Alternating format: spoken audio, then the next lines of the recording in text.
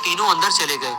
Room के अंदर आने के बाद तीनों ने मिल बैठकर प्लानिंग बनाना शुरू की कि किस तरह उस किडनैपर को पकड़ा जाए जो इस शहर से बच्चों को गायब कर रहा है। शॉन बोला, मेरे दिमाग में एक आइडिया आया है। हम तीनों रोड पर अलग अलग खड़े होंगे और किडनैपर जैसे ही हमें रोड पर अकेला खड़ा देखेगा हमें पकड़ने की कोशिश करेगा। बस उसी वक्त हमें जोर से चिल्लाना है। गुल्ली बोला, बकवास, घटिया, दो कौड़ी का आइडिया है तुम्हारा, बिल्कुल तुम्हारी पॉटी की तरह। इस तरह हम तीनों पकड़े जाएंगे।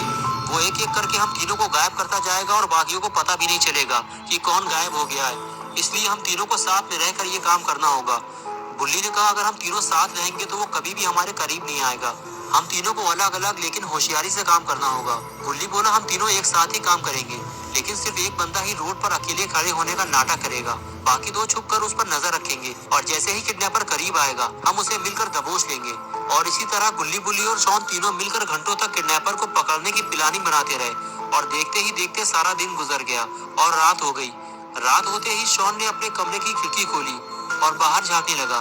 गुल्ली और बुल्ली कंप्यूटर पे GTA 5 खेल रहे थे। तभी शॉन ने रोड के किनारे किसी को भागते हुए देखा, लेकिन अंधेरा होने की वजह से वो ठीक से देख नहीं पाया कि वो कौन था। शॉन की ये समझ में नहीं आ रहा कि वो जो भी था, लेकिन शॉन को देखकर भागा क्यों। शॉन काफी देर तक इधर उधर देखता रहा, लेकिन फिर उसे कोई दिखाई नहीं दिया।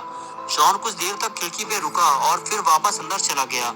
शॉन तो उस आदमी को नहीं देख पाया, लेकिन वो आदमी गुल्ली, बुल्ली और शॉन पे नजर रखे हुए।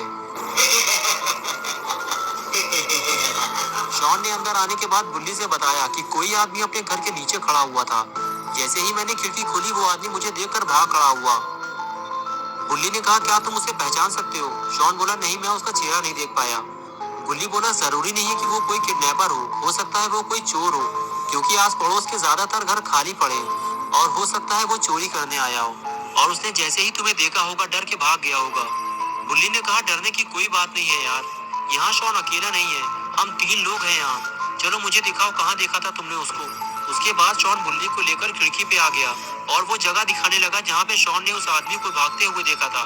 लेकिन जब बुल्ली ने नीचे झांक कर देखा तो वहाँ कोई नहीं था। रोड पर बिल्कुल सन्नाटा था। बुल्ली ने शॉन से कहा कि हो सकता है वो कोई चोर हो, तुम घर की खिड़की दरवाजे ठीक से बंद कर लो।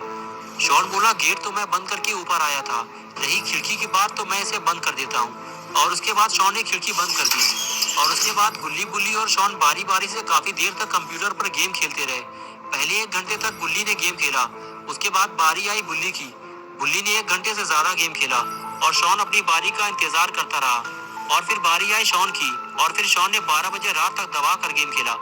12 बजते ही गुल्ली, बुल्ली और शॉन बिस्तर पर सोने के लिए चले गए और चारों तरफ बिल्कुल सन्नाटा छा गया। दिन भर मौज मस्ती करने के बाद गुल्ली, बुल्ली और शॉन घोड़ा बेचकर काफी गहरी नींद सो रहे थे। तभी खिड़की में कुछ हलचल महसूस हुई। ऐसा लग रहा था कि कोई खिड़की खोलने की कोशिश कर रहा है। और तभी शॉन की आंख खुल गई। शॉन उठकर देखता है कि खिड़की हिल रही है, कोई है जो घर के अंदर आने की कोशिश कर रहा है। शॉन बेड से नीचे उतरा और सीधे खिड़की के पास पहुंचा। शॉन के पास जाते ही खिड़की हिलना बंद हो गई। खिड़की पे जो भी था शायद वो चला गया था। शॉन ने कुछ देर रुककर खिड़की खोली और बाहर देखने लगा। बाहर तो उसे कोई नजर नहीं आया, लेकिन खिड़की पे एक रस्सी लटक रही थी। शॉन ये देखकर समझ गया कोई तो जरूर था जो अंदर आने की कोशिश कर रहा था। शॉन ने दरवाजा खोला और सीधे नीचे भागकर ये देखने के लिए गया कि कहीं वो चोर या किडनैपर नीचे तो नहीं छुपा हुआ है। लेकिन जब शॉन नीचे आया तो उसे रस्सी के अलावा कुछ नहीं मिला। वो चोर या किडनैपर जो भी था रस्सी छोड़कर भाग चुका था। इससे पहले कि वो चोर वापस आए शॉन को ये रस्सी हटानी होगी। लेकिन ये कैसी आवाज है? अरे ये तो वही आइसक्रीम वाला है जो सुबह यहाँ आया था। लेकिन ये इतनी रात में यहाँ क्या कर रहा है? कोई भी आइसक्रीम वाला रात में आइसक्रीम नहीं बेचता। तभी शॉन को याद आया कि बुल्ली ने गुल्ली को वैन के पास जाने से रोका था, क्योंकि उसे ये आइसक्रीम वाला कुछ ठीक नहीं लग रहा था। शॉन आइसक्रीम वाले को देखकर डर गया और घर के अंदर जाने लगा। तभी उसे आइसक्रीम वाले ने आवाज दी और शॉन उसके झांसे में आ गया। अरे रुको रुको, कहाँ जा रहे हो? मेरी सारी आइसक्रीम बिक चुकी है, सिर्फ यही बची है, तो मैंने सोचा तुम्हें दे दूं, वो भी फ्री में। ना ना ना ना ना ना ना ना ना ना ना ना ना ना ना।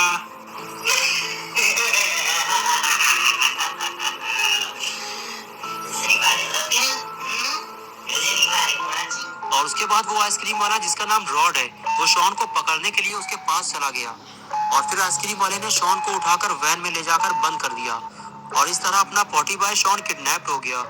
दोस्तों, क्या होगा अब शॉन का? क्या अपना पॉटी बॉय शॉन कभी वापस आएगा? क्या वो कभी पॉटी कर पाएगा?